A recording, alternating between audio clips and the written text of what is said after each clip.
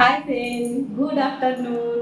আজকে মর্নিংয়ে আমি ভিডিও করতে পারিনি, তার কারণ খুব ব্যস্ততা ছিল। আর কালকে সকালেও একটু ব্যস্ত ছিলাম, ওই জন্য প্রত্যেকদিন আপডেট দিতে পারছি না, তবে চেষ্টা করছি দেওয়ার।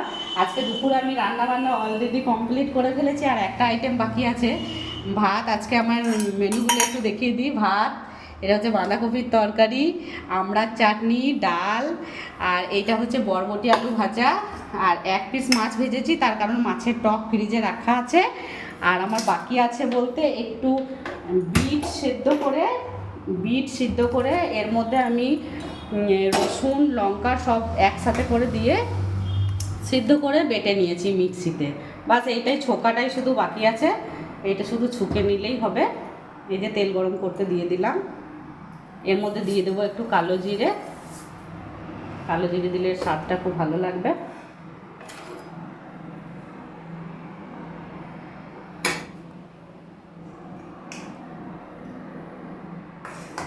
একটু গরম হয়ে যাক।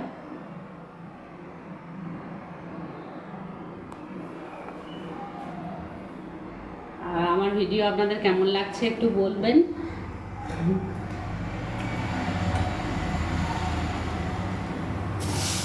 দুধটা দিয়ে দেবো। আসলে এমনি বিট ঝোল টোল করে খাওয়া যেতেই পারে, খাই, ওইভাবেও খাই, কিন্তু এইটা একটা নতুনত্ব আমি ইউটিউবে দেখেছিলাম, আমার খুব ভালো লেগেছে। গরম ভাতে এটা বেশ ভালো লাগে খেতে, খুব সুন্দর। এর মধ্যে আমি রসুন লঙ্কা সব কিছু একসাথে অ্যাড করে এটাকে সিদ্ধ করে নিয়েছি আগে।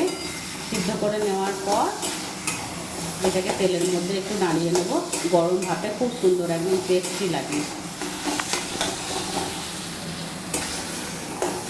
ওকে বন্ধুরা, আমার মিনি ব্লগটা যদি আপনাদের ভালো লাগে লাইক কমেন্ট করবেন অবশ্যই। বাই।